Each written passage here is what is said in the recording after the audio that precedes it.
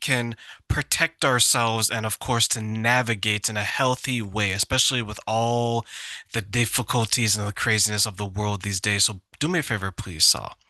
Introduce yourself, tell my audience a little bit about who you are, and, of course, where they can find you. I am. I am Burmese Australian. I came to Australia when I was 17. Now I am 52.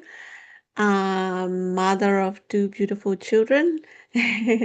Um, as for my work, I am a CPA qualified. Uh, at past 10 years and a bit, I've been marketing, I've been finance broking, and I'm also do a bit of property developing, but this is my passion, okay? And I believe your passion drive your behavior and everything you do, right? And I'm old enough, this is what I want to do. Um, hopefully full time soon. I have a charity register in Australia to do this a few and I've been doing charity part-time since I was 20 and I've been helping people etc. But I think it all come down to our mental health, so that's what I'm trying to do now, seriously set up a charity and going out there. And I've been on podcasts like every other day since beginning of October. I started podcast not long ago, but I think I must have, I don't know. I mean, I probably chased a lot of horses, something. But podcasts seem to be good because you guys have the right audience and yeah, everything good. Uh, so okay, you want to know who I am and yeah, where you can reach me. I don't know if you got my Facebook page. Usually on Facebook, if you wouldn't mind, yeah, messaging me there. I see what I can do to help. And yeah, or you can ask me later. I'm doing this because I've been there, done that. I also had a mental health issue that I needed help, but I was very young and I don't know how to get help. And now I learned enough. That's why I'm here to help others. So I can tell you more when you're ready later. Of course, thank you, Saul, for sharing that because I know many of us who look to help others. It's in a lot of ways because we needed help and maybe we didn't get the help that we needed, maybe we didn't get the help that we wanted, or maybe there wasn't any help available because we just didn't know where to go. For you, Yes. take us through your journey. And when you mention a mental health journey yourself, what exactly happened to you? Yes. Thank you guys to help me open up, and I also don't mind opening up publicly as long as I could help others, right? This is also like, how people say storytelling sell, but if it's your own true story, it's a little bit hard, but I'm getting used to it because it could help other, right? That's how people that's how you can easily resonate with others and that's how they interested in you. So what happened to me was when I was very young, under 10, government gave my late dad a big home as long as he hold position in one of the government office, right? So like 10 of my mom relative, they come and live with us, and my mother younger sister, my auntie, she treated me like a servant, little helper. I was under 10. I can't remember how old I exactly was because I was so young, right? Everybody see me as just following her everywhere. But I don't know how I end up there, but I don't know how to get out, because my parents were there, but they always fighting and they don't really pay attention to me. And I don't know how to reach them or reach anyone. But always in my mind, I want to be free. I don't want to be following her. She doesn't do anything for me. She asked me to help her with her chore, you know, like wash her Andy, ride, do her admin stuff, write things for her, or iron her clothes, or like pass things to her when she getting ready, makeup to go to work, or all these little things, right? And like I was put into situation. I follow her everywhere, but I don't like it. And maybe she doesn't realize she's single. Maybe she just selfish. And I remember her locking her door, me inside when she go out, like still probably in the same house, but then is that typical, like, uh, so I don't know how I get there. I wanted to get out, but I don't, it's in my own home. She live at my home. I don't live with her, you know. She live at my place and she treat me like this. And nobody knows. It's a big house, So that's why I think that's why European country they say be careful how you treat a child. They were put into routine that they don't know what they're doing. They don't know how to get up. But that stick in my mind, that make me suffer. S- When when I grew up, I feel like I don't deserve to be treated right. I don't deserve to be loved. You feel like that because you've put in that situation, you know. I'm no servant. My daddy got 9 servants, you know. Like how you treat a child. Like I have 2 children. I do everything for them. They don't do nothing for me, you know. And she's not my mother. If she were my mother, it's okay. I own her, right? Everyone own their parents, right? They born you, etc.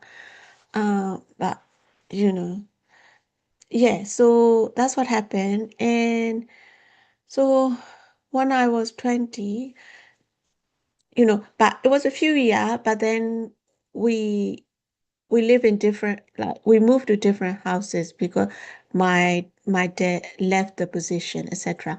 So so then because of that, since I was 20, I was always there to help other, even to stranger when they come to me, with my time, my skill, my connection, my money, since I was 20, part-time, because I also do my work, study, blah, blah, right? And when I was 30, I became religious, and really through my religion, I heal slowly. Now I heal, I forgive and forget her, and religion helped me. That's why I want to um teach other what I learned. I'm not in any way distributing religion or anything. I mentioned Buddha because he helped me, right? If Terrain helped me broadcast this, I'll mention Terrain, as a honor. That's all. I'm not in any way distributing religion. It's just a way to help your mental health. It helped me. That's why I say it backed by science. So I can also give evidence scientific way because I'm also like that kind of minded. I'm also a little educated. So, you know, Buddha and science, they can help us in a way if it resonate you in a way, have a healthy mind. So that's why I'm trying to teach other people. Yeah, yeah. So, Saul, let me ask you then, as you're looking back on that situation between this woman and yourself as a child, and you tell me this story, what are some of the emotions that you remember that you felt when you were going through that very difficult childhood? I wanted to run away. I want to get out of this situation. I was talking to myself, but I don't know how to. That's why I think, you know, every developed country, we got this helpline, like, call this number if you are in depression, blah, blah, suicide, blah, blah, blah. We got to promote that more, you know. I only seen it, heard it once in a while. Because people who are in trouble, I was a child, but even if you are adult, when you are in mental trouble, you are very confused. You don't know how to get help. We got to promote our help, going out there, ask them to come, come, come, make them feel welcome. I needed that. And I'm sure even if you are adult, if you are suffering, you need that. We got to promote our help more. That's why I'm here to promote my help, you know? I remember my childhood when you're sharing that story, and I grew up without my mother and my father, and I remember all these emotions I used to feel: confusion, sadness, and as you mentioned, wanted to run away because you maybe felt, at least I did, that there wasn't anyone to protect me, so I had to protect myself. And then as I Yes. grew, right, as I grew into an adult, the pain was still there. What are some of the ways that this experience has affected you as an adult? Okay. Positive thing, it made me become successful businesswoman, makes me focus on my work, my job. I mean, I'm a little educated. I'm a CPA, but negative way, like I said before, I always felt that I don't deserve to be loved, to be treated right. I don't deserve that, you know. That helped me in business, like because like I don't have any pride in me. So most people like me unless they jealous of me, right? But it's not good for you. You need to be happy with yourself, right? Gary Vee said everyone is wonderful. I don't feel that for a long time until I recover. You mentioned there's some positives that happen. What are some of the ways that you found to love yourself after feeling maybe unloved earlier on? Only feel that when I recover. But I'm still human. I still sometimes feel that I don't deserve to be loved. I always had my parents. My parents are never divorced. And I never been poor. I never been rich, but I had a comfortable life all my life. But I always feel that I don't deserve to be loved. I don't deserve to be respected. And I'm educated. I'm a successful businesswoman. That's beautiful to hear. When I first found success in my life, it was I was able to win an award. And that award in sports, and it was actually at work around the same time. And so let me tell you, it was the first time I felt that I had not only proven to maybe others, but I had proven to myself that I am worthy of a good life. I am valuable because before, other people made me feel like I didn't have any value because they would push you down. They would treat you badly. But I had to learn that my value comes from me. The love that I Yes. want is within. Earlier you and I we spoke about like self-care and mental health, and maybe that's why some of the problems in the world are happening. What would be your advice for people out there who's trying to find different ways to love themselves? What would you recommend to them to make sure that they're loving themselves in the right way? Okay. Um, I think we all human. We are a little bit crazy and it's okay, right? And most of the time we look outside, not inside of us, right? And compare us with other people. Um, that's how we always thriving, never had enough. Um, just, be happy with yourself. At least if you want to compare yourself with yesterday you and today you. Don't compare with other people. And I want to say is we are the same inside. We are human. We have the same organ if you are fully grown human, we all the same inside. And we all we all could die any moment, you know. So, and like some of us are successful, some are not in money and financial and status and power, etc. But people think they good stuff. Good stuff also don't last. Okay. Example. Okay. Good food, good sex, good drugs, do they ever last? Only last 5 minutes, right? And also the best stuff. Someone dies, someone leave you, war, killing, flood, whatever best stuff. They also pass. And it already passed. Nothing you can do to restart again, right? I mean, nothing you can do to go back to the beginning, right? It already passed. So good thing don't last. Bad thing also pass. What you got left is your attachment, your delusion, your imagination, and your, what do you call, you keep thinking about it. What do you call, um, yeah, your memory. But knowing that they're not real, they're not here, they're just memory, your imagination, let it go. We have to let it go. Until we forgive and forget, it'll slowly kill us. When it comes to your journey now and the healing practices, what are some of the healing practices that you did? Yeah. Uh, so it's Buddha teaching through the monks, okay? And I am Buddhist, but I'm a little bit stubborn too. Only practice things that make sense to me. That's why I'm trying to put it in a way that makes sense to other people.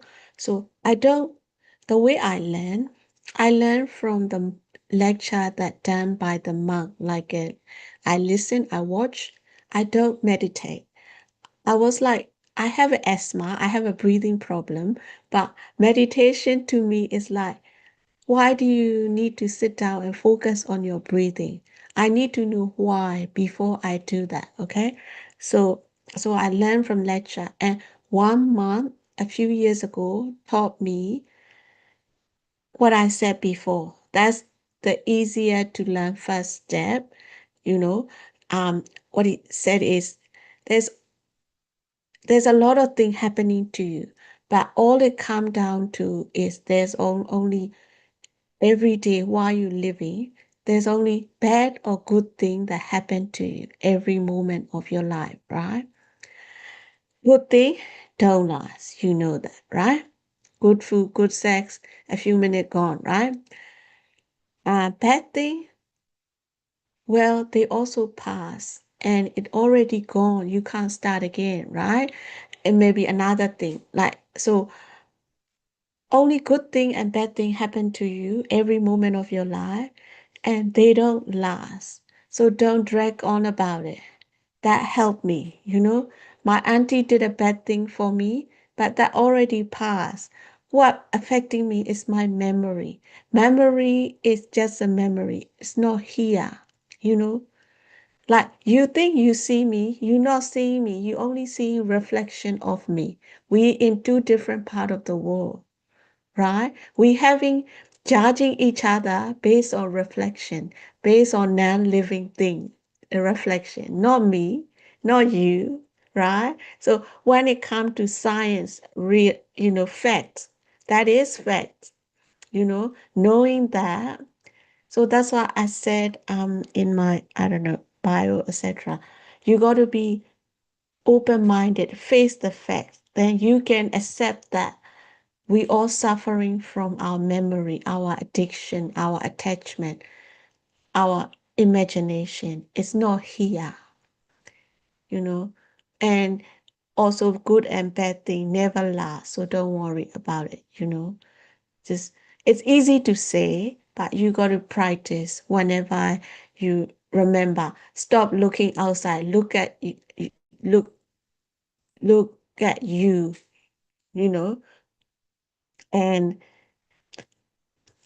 see that's what happening and you slowly get over it. And I think Like if you realize that there's something bad happening to you, firstly face it and then talk to someone you close to and then get professional help. There's a lot of way of getting help. Mine is just one way. There's a psychiatric, there's a public helpline, whatever resonate you, please get help. Don't be shy. Don't be confused. There's nothing in the world it can't be solved. And like Gary Vee said, we all wonderful, you know. You're not less than anyone or you're not more than anyone, you know, like we all the same inside and we could go any moment. I mean, we could die any moment, even from drinking water, right? That's what we made of. So nothing to attach to all the good stuff and bad stuff. It could go any moment. While the moment is here, live. Don't be dead while you're alive. I learned the hard way that you can't keep the wrong people around you because they're going to impact you in so many ways that some you will realize and some you won't. Because if you have the wrong people around you, you can sometimes get comfortable in the drama, comfortable in the bad behavior. And then you look at your life and you're like, I'm not happy. I'm being mistreated. I want to feel like people want me for me. And when I realized that, Saul, and then I started to find better people in my life, I started to feel really good. I'm like, oh, you like me just for me. I didn't have to perform, I didn't have to give them anything. And then you begin to realize there's people out there that will love you for you, Yeah, right? yeah, yeah, Yeah. yeah, yeah. How powerful is that to find out that you can be loved just for being who you are? Yes, yes, yes, yes. Yeah, I never tried to fit in. Yeah, I strongly believe that. Like, just be yourself. That's the best thing. I'm a lady. I don't put makeup on, but when I do business, I do a lot of video to add value. And they come to me anyway, the way I look, because I try to help. They can see from the way I speak, the word I say. I don't have to put makeup on, I just being true to myself. I attract customer in a business sense, and I attract um friends as well. You know, yeah. So yeah, but I think some people in like it, some people stay with their partner for the best interest of their children. I very honor. Some people are put in situation they can't get out of. Then try to whatever. So what I'm trying to teach is whatever situation you are in, um, you know, with this you'll be able to put up with like whatever situation you are in, knowing that have like good and bad thing never last. Then whatever situation you are in, you okay. Like because some people are in situation they can't get out of. They got to behave in their best interest of their children sometime. So, do you think some people feel trapped if they have children, and maybe that's preventing them from leaving a bad situation? Yeah, yeah. I think so. And I wouldn't. Like whatever I do, I want to do in the best interest of my children. Because as a child, I also suffer, right? So, but so because if I already learned how to, um, cure my own depression, I'm okay, whatever the situation is. Even when customer, like, yeah, I don't know, not every customer is nice, right? And then they're supposed to be 100% right, but I don't mind anymore. right? But like I also don't mind saying no. I respect myself. We got to value ourselves. We got to say no when we need to, you know. I don't say no only when it comes to my children and not even my children. I want to do best for the children or people in need because I've been there, you know. What are some of the ways that today and tomorrow that you continue to show yourself that you love yourself and you're worthy of love? Way I show,